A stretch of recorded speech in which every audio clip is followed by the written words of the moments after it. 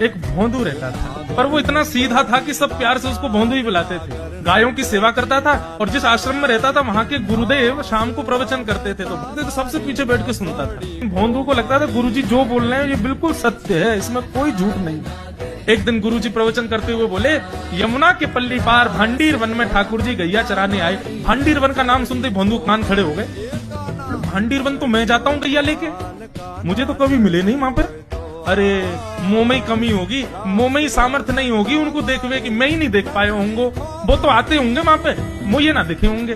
भोंदू ने पहली बार जिज्ञासा करी, गुरुदेव ठाकुर जी दिखते कैसे?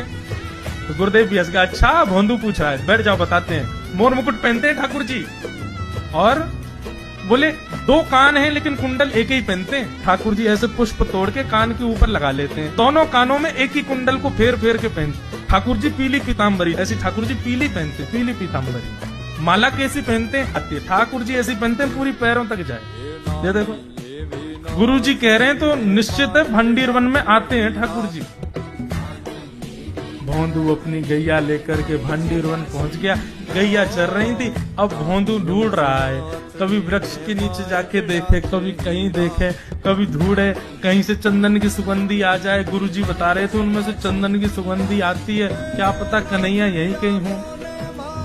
इतने भाव से, इतने प्रेम से और इतने भोलेपन से ढूंढने लगा ठाकुर जी को, और ठाकुर जी नहीं मिलते ना तो अपने आप को ही कोसता, मुंह में योग्यता ना होगी यही मारे ना मिल रहे, ठाकुर जी तो यही है।